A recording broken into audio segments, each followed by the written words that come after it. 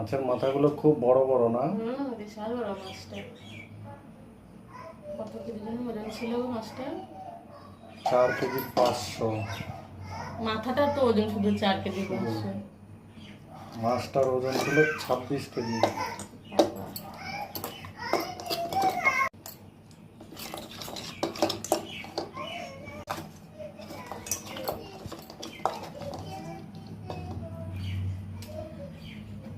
হয়ে গেছে মাখানো?